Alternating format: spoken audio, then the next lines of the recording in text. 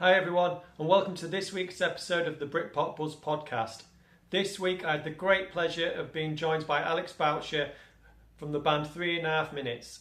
We chatted his adventures in the 90s, his book 3.5 Minutes of Fame, and also everything else, the little and small that might have happened in between. But before I put that on, I've just got a small favour to ask of everybody. If you haven't already, then please subscribe to the channel. I greatly appreciate it and it really helps the channel to grow. Also hit that bell and also leave any comments and give the video a thumbs up. How's it going? Yeah, it's good. Yeah, I've just started back at work this week after the summer, so a bit tired, Okay. but yeah.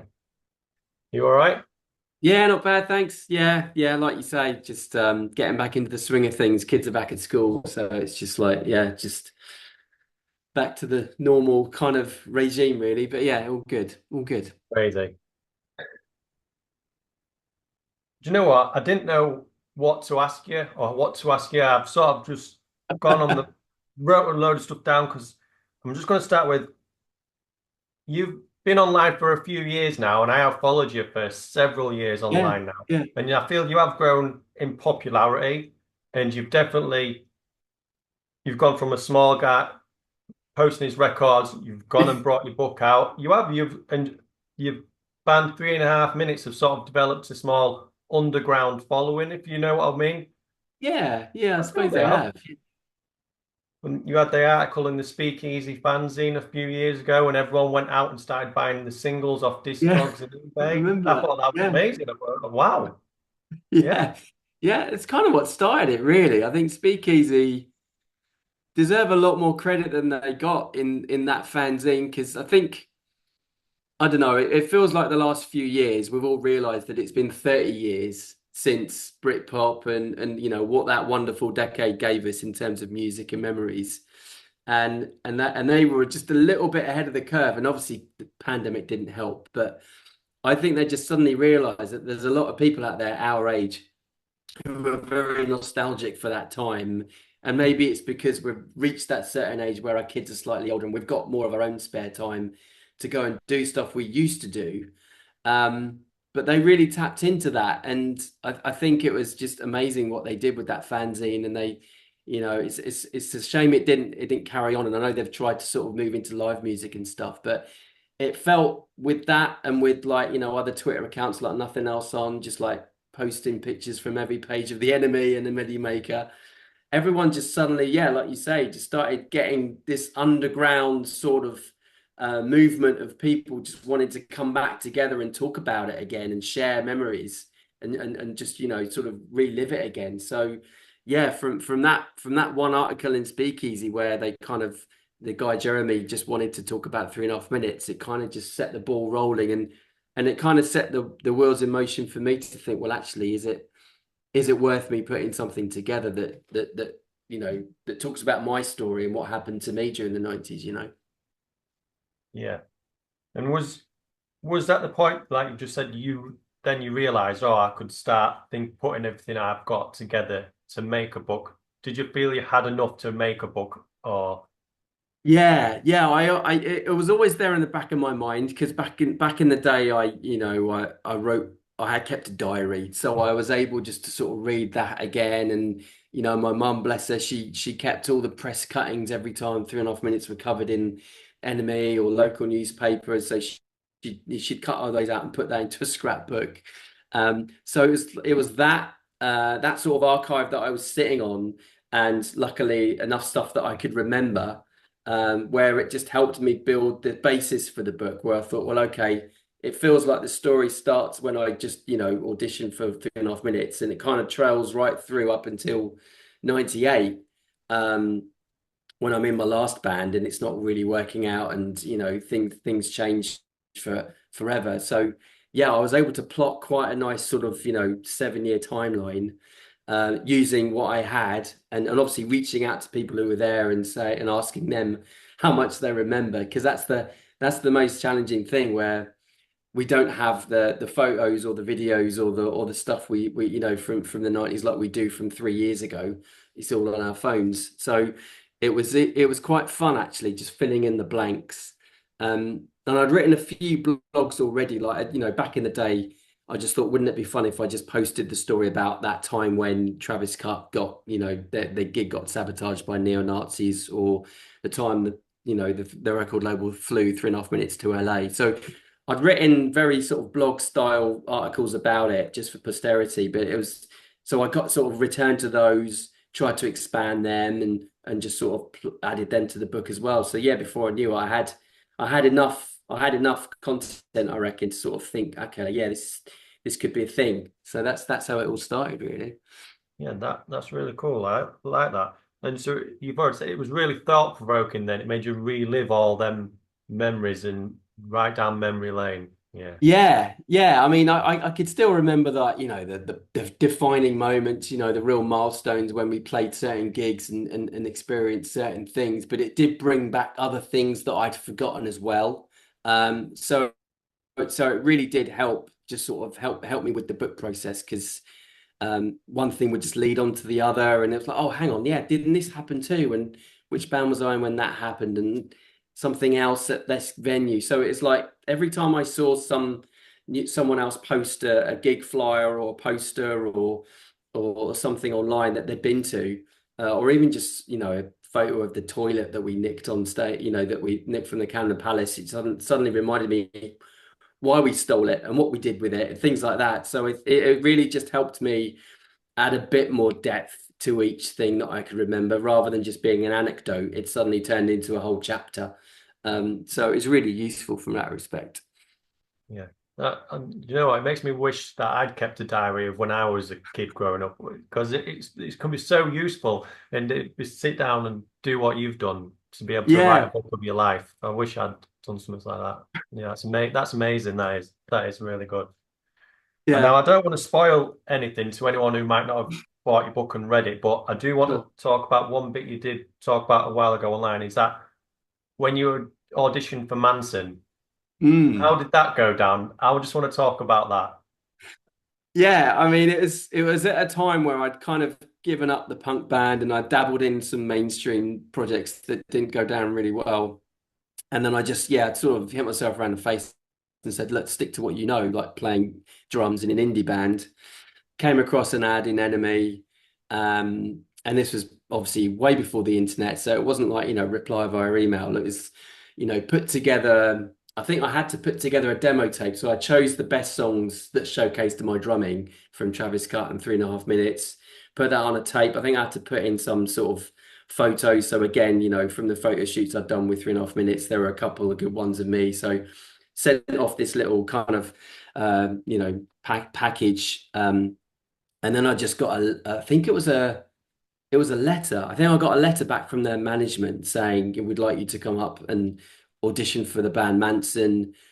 Please familiarize yourself with these songs. And it was the first 2 or 3 singles. One was Take It Easy Chicken, and a few others. And I was working in a record store at the time, so I managed to blag those singles and listen to them. And it was just literally, yeah, come up to the rehearsal studios in Liverpool for this time. And that was it. That was it back in the day. It was literally like a letter with instructions.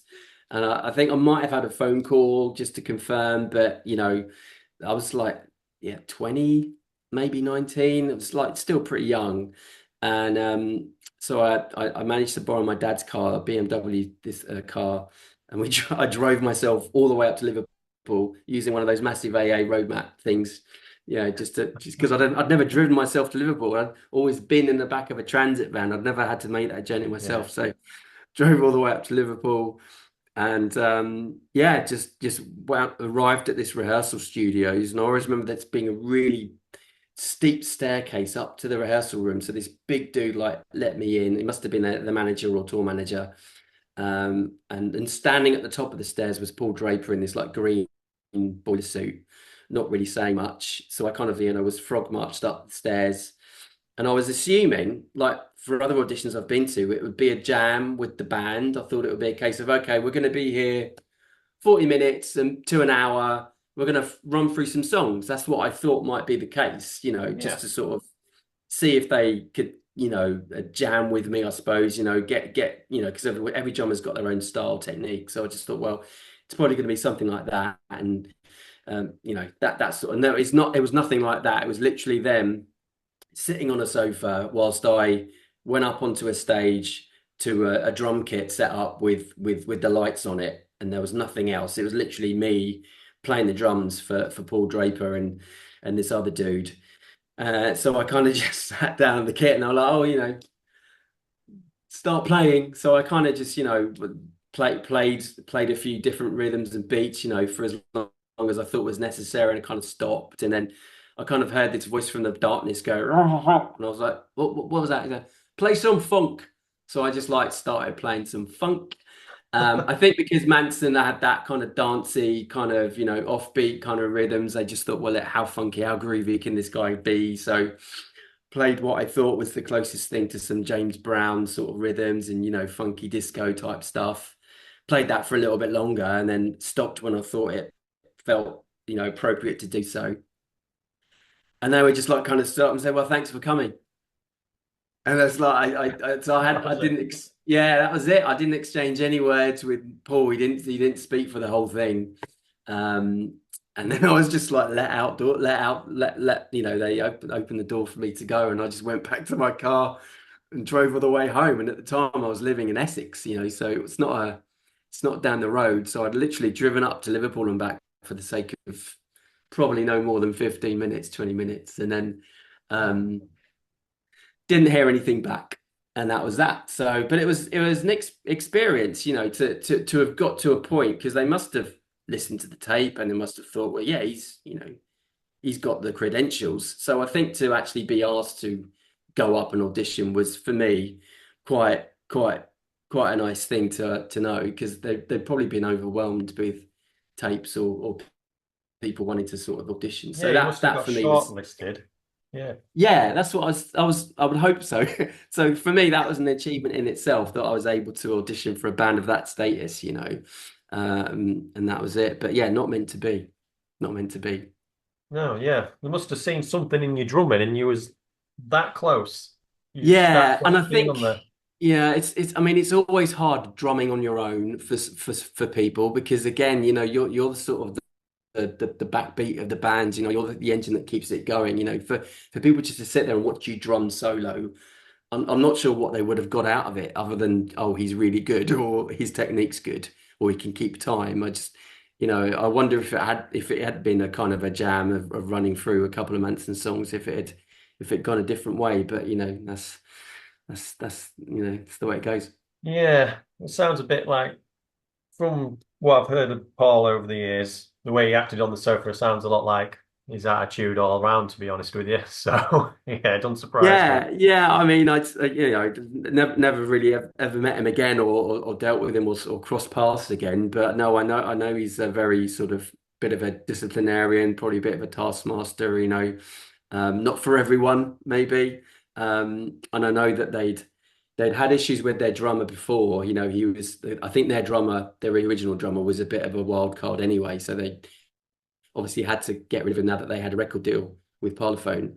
And they were actually using the drummer from Kinky Machine for filling in purposes as well, which is quite Oh, amusing, right. because obviously we'd 3.5 minutes had toured and done a few dates with Kinky Machine. So it Yeah. was all small world kind of stuff going on. I was like, oh, you done that too and stuff. So yeah, it was all quite interesting.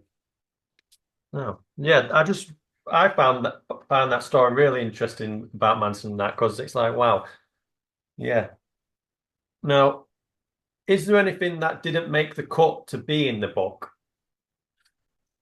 Yeah, there is something quite interesting that I didn't put in the book, and I don't know why. Maybe I still felt guilty about it. Basically, when we did the gig with Mega City 4, Suede and Blur, um, at the time, a band of our age, a bunch of teenagers, we were quite precocious, and nearly every gig we'd go to, if there was a band we were supporting and they'd happen to leave their dressing room door open, we'd go in and see if we can steal a few of their beers, just help ourselves to their rider, because we're a bit like that. And most bands tended to sort of try and do that. It was, it wasn't like, it would cause massive problems, but you would just go, oh, I'll help myself to that. Um, and that's what we were trying to do backstage at the Town and Country Club, whilst because we were on first. So after that, we were just like, well, there's three more bands to play. We're kind of, doing whatever. We thought, well, let's just see if we can find some random cans of beer in Blur or Suede's or Mega City Four's dressing room, and we went into Suede's dressing room and didn't find anything, but I don't know why, for whatever reason, our driver decided to help himself to Brett's hair crimpers, I suppose they were. They were the hair crimpers or straighteners. I'm not sure what he was using at the time, but he was doing something to make his hair look nice, and he just helped himself to his hair products, basically. So that didn't make it into the book, mainly because I didn't want the readers to think that, yeah, we were complete gobshites or just, stealing whatever we wanted. So yeah, that's one thing that happened Yeah. that didn't make it into the book. Well, could you imagine if what had happened if they'd found out you stole it? One, Well, yeah, I know. I mean, I'm not sure if Brett or Matt Osman or anyone has read my book, but if they're listening to this now, I'm deeply sorry. And there is one more thing we did, and again, it's another thing. I didn't want people to get the wrong idea because you obviously had to be there, and it's hard to get these things across. But because I'd got a writing coach to help me with the book because I'd never written one before, so I kind of just needed someone to give me a bit of guidance. She wasn't a ghostwriter. She basically said, do this, do that, try this, try that. She was literally just steering me down the right path to make it a book that people would want to read from start to finish. And in one of the earlier drafts, as I mentioned, we did a lot of, petty thievery of things that we didn't think people would miss, So it wasn't ever a case of someone's wallet or anything, stupid like that. We kind of just thought, oh, that looks funny. Let's have that. Let's put that in the back of the van. And we were doing a gig up at the Wheat Sheaf in Stoke. I don't know if that's still there. It might still be there. But we were playing a gig at the Wheat Sheaf in Stoke. I think we're supporting the Family Cat. And again, some of our entourage just were in that kind of bubble of being in a band or being with a band who are kind of up and coming and everything's fun and great. And we're, these guys are going to be huge and we're going to be, in their sort of in their group, and it's going to be hilarious. So they were the ones that normally would find stuff and think it was funny to take it back. More often than not, you'd get home and the back of the van doors would open and out would come a couple of bollards or, a glitter ball or something. And they basically found a wheelchair in the backstage area of the Wheat Sheep. And you could tell it wasn't used. It was like, it'd been sat there forever and it had just been put on a pile or something at the back, behind a sofa. But they just helped themselves to the wheelchair. So we ended up just driving all the way home from Stoke to Essex with a wheelchair in our van that no one really knew what to do with, other than the fact that they just thought, well, yeah, let's help ourselves to that. And my writing coach kind of just said, don't put that in. And I think it was mainly because, someone might read it and think, hang on, did they steal someone's wheelchair? And it's like, no, it wasn't anyone's wheelchair. It's probably been there for years. But yeah, that's another thing that didn't make the final cut either. It's not, did someone steal their wheelchair? Someone's probably thinking, where did my wheelchair go? That was my ride home. This is it. I mean, I to this day will never know if we actually did help ourselves to someone's actual wheelchair. I'd like to think we didn't because all these backstage rooms you would go to and gigs like in venues like the Camden Falcon or the Wheat Sheaf or anywhere up and down the country. Normally, you would just be in this room with a couple of tatty sofas, a table, maybe a fridge for the beers, stickers all over the shop from other bands that have used it, and normally some sort of area where they've just chucked, broken microphone stands or crates, boxes, things that they just haven't had the time to throw away. And it was in those sort of areas, you'd sort of end up pilfering if you're bored.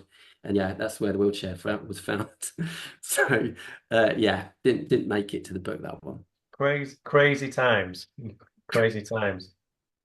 Now, you mentioned alcohol just a second ago. Was you a big alcohol drinker at the time? Because it was a lot cheaper than it is now. and it Yeah. was very prevalent. Was you one who would be drunk on stage, or was you sober on stage when you was drumming?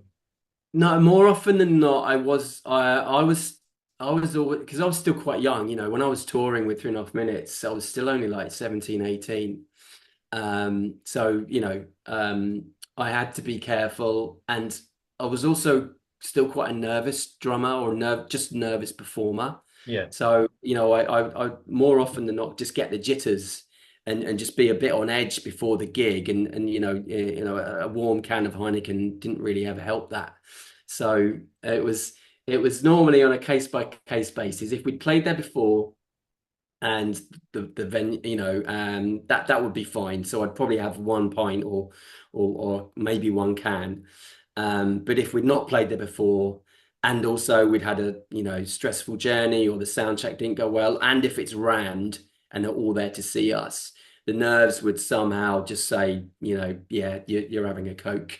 And it wouldn't be until after the gig, after we'd played, that I'd relax and maybe like have one or two more. But I wasn't a heavy drinker, and in Travis Cut, I sort of started to give myself a rule of just one pint before the gig, and then after that, whatever happens. So yeah, luckily I wasn't a crazy drinker. The only time I was stupidly drunk was on my 18th birthday, when we were playing a gig at the Bose Lion in Stevenage, supporting this US band called Love Battery.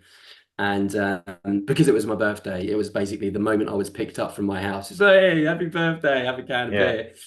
So I was literally drinking from the moment we left Essex, to drive over to Hertfordshire. And, that is a gig I can't remember that well, but I do remember being very drunk and struggling to make it through the set, in one piece, and not being berated by the other members of the band. Um, so yeah, that's one particular gig, and going on from that, I didn't really dabble too much in any of the hard stuff. Never really went down the spirits or class A's or anything. I think I did a bit of speed here and there when I was in Travis Cut, which was bizarre because we played fast anyway. But no, yeah, didn't go crazy. Definitely didn't go crazy to a point where I was collapsing and doing what Keith Moon would do on a nightly basis. No, no, thanks. I couldn't deal with that. No. Now, I No, do like no. to ask everyone I speak to who it comes from a band, did you ever come up and play in Scunthorpe? That's where I'm from. Or I know lots of bands manage to get to Hull but never get to Scunthorpe, which is like 20 minutes down the road. But I just Yeah. out of curiosity, did you ever make it to Scunthorpe or No, no, Scunthorpe wasn't a date we ever played, unfortunately. No, have you got a venue there then? Is there a nice venue there? there was the Baths Hall, but that got knocked down. And then there Right. was a pub called the Lincoln Imp where lots of bands would play back then. Okay. That's boarded up now, so no one plays there anymore. So Oh, no, that's a yeah. shame. Yeah. Yeah, we did play the Adelphi a couple of times in Hull. Yeah. Um, but yeah, didn't make it to Scunthorpe, unfortunately. But you've got to drive past it to get to Hull. I Come on, know. you've got to go past it. It's funnily enough, it's probably the kind of place we would have played with Travis Cut, because like with 3.5 minutes, it was sort of that regular list of gigs you'd see on the NME, like the Crazy House in Liverpool, or the Square in Harlow, or Army and Navy in Chelmsford, and all the Camden venues, and then up north you'd have the Adelphi and um, a few other venues. But with Travis Cut, because it was a punk band, there was much more of a sort of alternative sort of grassroots community of people who wanted bands to come to their doorstep, so they would make sure that it would happen, and that's why we ended up playing in places like Preston and Kirkcaldy and random places all up and down the country. But yeah, Scunthorpe. I think we played in Darlington and places like that. But yeah, didn't get to Scunthorpe, unfortunately. That's a shame. No one ever did. Right. You have, and you post a lot of the time online, a very big record collection. It's Hmm. you have a lot. When did you actually start collecting, buying, and keeping vinyl? Was it back when you was in the bands or later after? Well, when I was in the bands, yes, I was buying vinyl and getting records, and it took well, basically what happened was. all my records back then, like I had like, Mega City 4 records and, lots of 12-inch singles that I'd bought and some rare sort of I'd like 3.5 minutes demos, things like that. And I'd left a few round my girlfriend's house and then we split up. So I lost a few to an ex-girlfriend, and then the others that were still around, they just I moved out of the family home around sort of 97, and I think they just got thrown out or just put somewhere, and I never found them again. So I inherited a few of the singles and albums that my parents had kept. So so they didn't have a record player anymore. So I sort of took them off their hands, and a few of the records that I bought in the 80s, you know, stuff from like Go West and like, cheesy 80s bands like Deacon Blue or sort of. So it wasn't until I started working from home around sort of 2015 onwards that I suddenly thought actually it would be nice to just have a record player again and just start doing that, because it's a quite a nice thing when you're working from home, the ritual of getting up to turn it over and having that playing and stuff. So yeah, but long story short, had a collection, it went away, and then I've spent the last sort of 10 years or so building it up again. Yeah, So yeah, sort of a new record collector, I suppose, in terms of it being the size it is now. I never had a record collection this size 30 years ago. So it's been a rite of passage what a lot of people my age have seemed to have done, where they first owned it on vinyl, then they bought it on cassette, and then they bought it on CD, and then they got either a mini disc version or the digital version, and now they're going back to the vinyl version again. yeah, So it's kind of full circle. yeah. And you seem to have a lot of. You don't just have the like main stuff. You have a lot of obscure stuff in your thing in your collection as well. You just recently you've posted that you had the full Revolver vinyl collection just recently, and I Yeah, was like, wow, yeah. that must be a lot worth a lot of money in itself just having them. Yeah, well, I kind of, like a lot of us, got sucked into Discogs, which is just, just Yeah, an amazing database yeah, of every record that ever existed. And yeah, sometimes when it's been a good month, or, it's just been past payday, I just kind of think, yeah, this one's special, or this, because I loved Revolver. So that album, Cold Water Flat, I just had that on cassette and played it to death in my car, and then again bought it on CD, and then but then you can't get Baby's Angry on vinyl, I don't think, or it's harder to get hold of. So I just thought, well, yeah, let's just start adding to it, and I sort of bought the singles on Discogs, and yeah, sometimes you can get a pretty fair price, and sometimes it's kind of like, close your eyes and very quick click buy very quickly. yeah.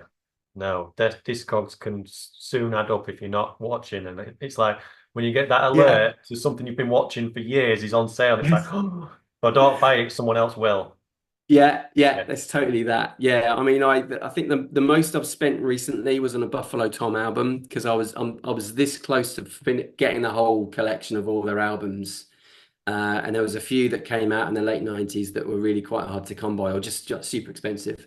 And then yeah, I found this seller in Japan and just thought, yeah, I've got to get it, because it's never going to go down. I just might as well just suck it no, up and get it. Yeah. yeah. I don't know about yourself, but I have a strict budget of how much I like to spend in a month, and I try not to break it. It's so hard sometimes. It's like, oh, Yeah, no, I'm the same. It's like, anything new or anything that's easy to get hold of, I tend to wait until it's £20 or less if I can, So I've always got this like wish list on Amazon where I've put a load of vinyl in there, and if it goes on offer or goes under a certain amount, I'll buy it. But I also have to make sure that I don't do it too often, because obviously I'm working and in the home office, and my wife's in the house, who tends to see the postman first, and you can't really disguise the size of the record. So she's like, she'll knock on the office door and go, "Another record for you." And so I'm like, "Yeah, I pre-ordered it 6 months ago. It's only just turned up." I have to sort of come and make up these stupid excuses. yeah, the little white lies. I know that feeling. If you had to pick a period from the yourself, because you've lived it and breathed it, would you Do you prefer 90 to 94, 94 to 98, or 98 to 2000 onwards? Oh, that's a great question. I think I'd probably go 91 to 94 because that really covers nearly all the genres that I still love. You know, because you get all the early 90s indie stuff like Ned's Atomic Dustbin and Mega City 4 and Census Things. You get grunge, so you get Nirvana and Pearl Jam and all those guys. There's a bit of shoegaze in there, so you get Slow Dive and Kitchens of Distinction and Revolver, and you're at the early start of Britpop as well. So you get like the first Oasis singles and things like that. So yeah, that would have to be, and that was the time that I was most prolific in 3.5 minutes. So yeah, definitely Yeah. that one. Personally, things have changed for me. So I think yeah, that 91 to 94 is yeah proper special for me.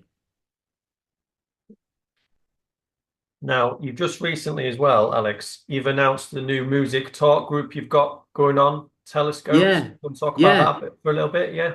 Yeah, sure. Yeah, cool. So t Telescope was actually a thing I started during the pandemic. It was actually a radio station, an online radio station called Telescope Radio.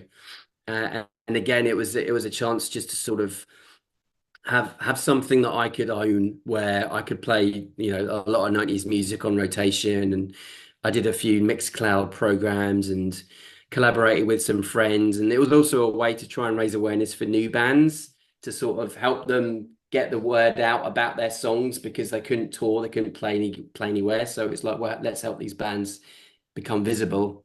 And obviously, once the pandemic was over, and things sort of went back to normal, and it felt like this radio station wasn't really going to grow unless we pumped huge amounts of money into it. We kind of just had to sign it all off. And only recently, as you've said at the start of the chat, I've kind of built a bit of a community now of people who Yeah. have the same tastes and interests, and there's this whole nostalgia around the 90s, and also the books they've been received really well. So I thought, well, again, it would be nice to own or at least oversee the conversation. And I've seen a lot of good Facebook groups pop up, where people talk about indie albums and indie bands and bits and pieces. And I just thought, well, maybe the time's right to try with Telescope again, but in a more conversational manner, rather than saying, listen to music. It's a case of, join the conversation, post things that you want to raise. Obviously, the timing was quite fun because when I launched it, it was all around Oasis, coming back and everything. So it's just a bit of a test, I suppose, a bit of a pet project just to see if people are keen just to, you know, find a destination where they can, talk about things they miss and bands they miss and music from the 90s, but also have some, have some sort of pay some attention to like new bands as well that we might have missed, because I'm always on these social media platforms where people say, oh, looking for some new shoegaze bands, and someone reels off like 20 bands that you've never heard of. So it feels like there's just something there. So I'm gonna give it a try. We'll see. Yeah. And where can that be found, Alex? So Where can if they you go? look for, yeah, so I think it's called Telescope Music. So if you look for Telescope Music on Facebook, there's a Facebook group that I've just started, and I'm also dabbling with WhatsApp. So you can actually create these WhatsApp channels. Yeah. And a lot of the big household names have got it, like the BBC and the Independent and nearly all the football clubs. So I've started a WhatsApp channel called Telescope Music on there as well, which I thought might be quite fun. There's one on Telegram, but I'm at the risk of spreading myself too thin and just trying to find everywhere. So I've kind of testing the waters with Facebook and WhatsApp. So that's where you can find it at the moment. Cool. That's really good, really cool. I like the sound of that, bringing people together and finding them lost bands. That's great. I think that's people should Yeah, be looking. yeah, I always feel from the 90s, every band that you discover had one song that was really good that someone noticed and wanted to push. The rest of the songs yeah, might be rubbish, but they had one song. yeah. You're Yeah. right. Yeah, yeah. And I think it was probably because of that one song that they got signed, right? Yeah. Like all the music industry, the record labels just thought that song's dynamite. That needs to be a single. Let's sign them up, and hopefully they can write more great songs. And sometimes they did. And sometimes, yeah, they didn't. And then, they might have got one album out. But yeah, I mean, I started a conversation on Threads just saying, let's get some forgotten indie bands going here. Who remembers, certain ones? And like you say, there's a lot on there that probably people only can think of one song, like, picking one out of the air, maybe Milltown Brothers, everyone probably remembers Which Way Should I Jump, but can you think of many more? And there's probably quite a few Milltown Brothers diehard fans who could, but for the majority, they might just think, yeah, there's that one song, isn't there? That I saw on Yeah, Talk the Pops. So yeah, yeah, but you're right. There's a lot of them. There's a lot of those bands, and because of the nature of the music industry or the way we, we listen to music now, or listening habits, the younger generation where they don't listen to albums from start to finish, or they don't discover bands the way they used to. I think again, it's made it quite special where, remembering those bands and then, seeing if they're still kicking about, or hearing about their story of why they split up, and seeing if you can find their singles on Discogs. Yeah, it's all part of the magic, I think. yeah, yeah. I totally agree with you. It's part of the magic, them discoveries, them gems. Yeah, Yeah, yeah, yeah. I yeah. love it. I love it. Yeah, that's great. Well, thank you for joining me, Alex. The time's nearly up. I've got about a couple of minutes left. I've really enjoyed listening to your stories and everything. And if we could just finish, how would you describe your book in 10 words or less?